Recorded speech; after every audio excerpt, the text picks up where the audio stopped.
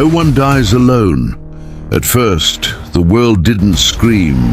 That was what frightened people the most. There were no alarms, no thunderous warnings from the sky. Morning still arrived gently. Sunlight still crept through curtains.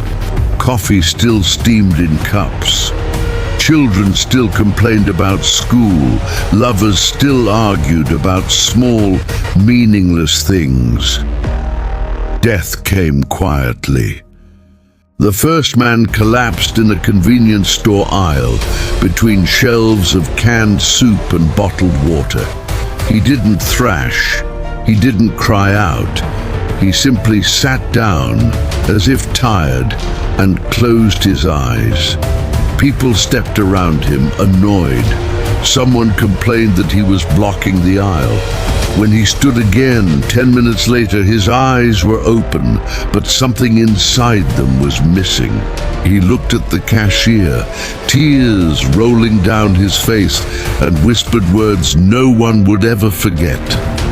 "I'm so hungry." Then the world learned fear. Jacob Hale was washing his hands when the news broke. The tap wouldn't stop dripping, and the sound irritated him more than it should have. He stared at his reflection, 32 years old, former homicide detective, eyes permanently exhausted. A man who had seen too much and stopped believing justice ever truly arrived on time. Behind him, his wife Mara leaned against the doorframe. She had learned how to watch Jacob quietly. Loud concern made him retreat. "You didn't sleep," she said. Jacob shrugged. "I did, just not enough to forget." Their daughter Eli ran into the room with a piece of paper held high, proud and smiling. "Daddy, look!" It was a drawing. Stick figures behind a tall fence. Faces pressed forward, hands reaching out. Jacob felt something cold slide down his spine. "Why the fence?" he asked gently. Eli tilted her head, innocent eyes studying him. "So they don't get hungry." Jacob laughed, but the sound died in his throat, because Eli had never heard the word hungry used like that before. Not yet. The infected were not fast. That was another thing that confused people. They didn't sprint or roar or throw themselves mindlessly at crowds. They walked, slowly, purposefully. Their eyes tracked faces. Their mouths trembled, not with rage, but with restraint. And when they reached someone they recognized, they cried. They whispered names, apologized, hesitated. And then, as if something deep inside them broke, they fed. News anchors struggled to explain it. These attacks appeared targeted. The infected show emotional distress. Victims often have past connections. Jacob didn't need the analysis. He recognized faces on the screens, men he had interrogated, women whose cases had gone cold, people who had walked free while others buried loved ones.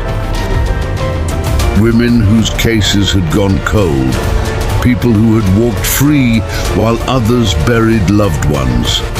The dead were not random, they were selective. That night, someone knocked on Jacob's door. He knew who it was before he reached it. The peephole showed his brother Daniel standing on the porch. Same jacket, same crooked smile. Daniel had died 3 days earlier in a car accident. Jacob's knees weakened. Outside, Daniel lifted his head as if sensing him. "Jake," Daniel called softly. "I'm starving." Mara covered her mouth to stop herself from screaming. Jacob did not open the door. Daniel didn't pound, didn't rage. He slid down the wall and sat on the porch, sobbing quietly, apologizing to no one, begging for forgiveness he couldn't name. By morning, he was gone. The blood stain on the concrete told Jacob where Daniel had gone instead. As cities fell, the truth leaked out in fragments. Project Mercy Feed, a name so gentle it made Jacob feel sick. The government had been losing. Crime rates soared. Justice systems collapsed under corruption and delay.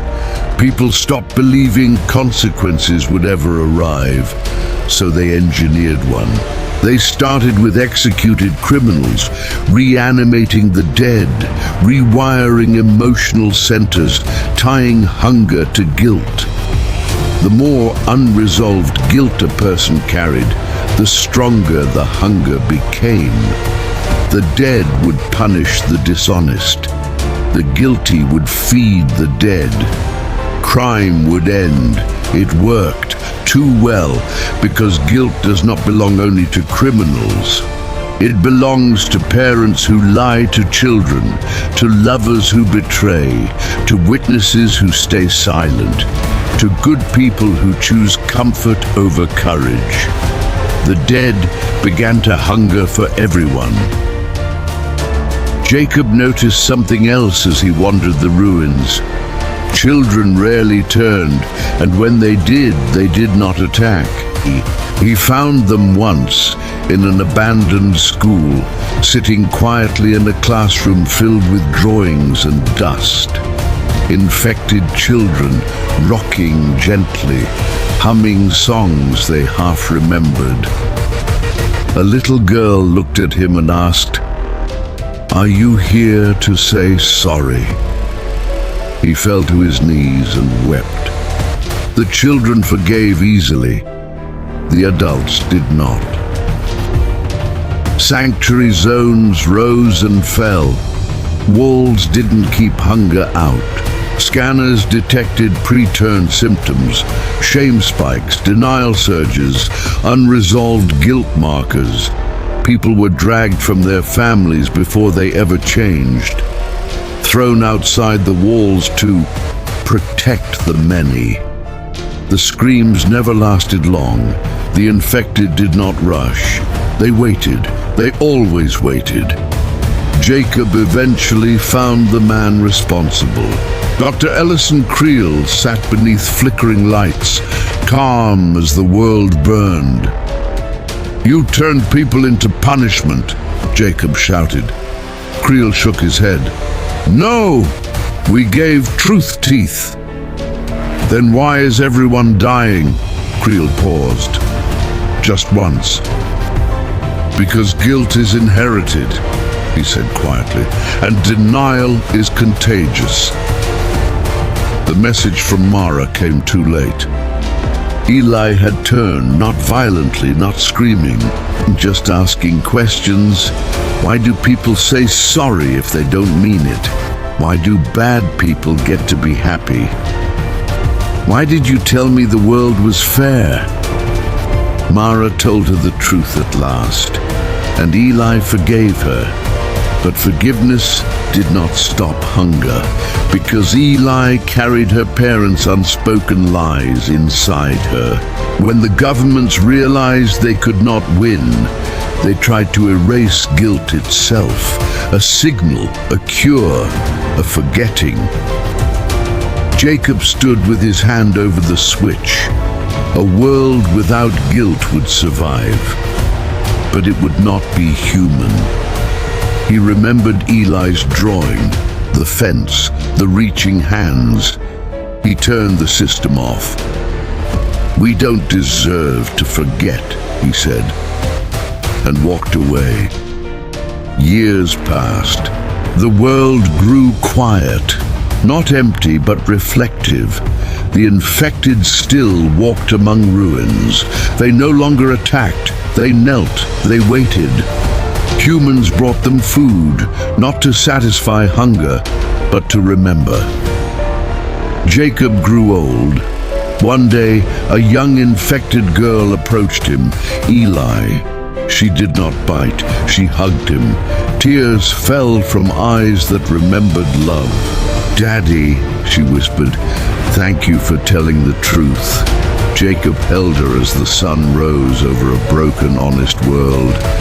And for the first time since the dead learned to hunger, the living learned to grieve.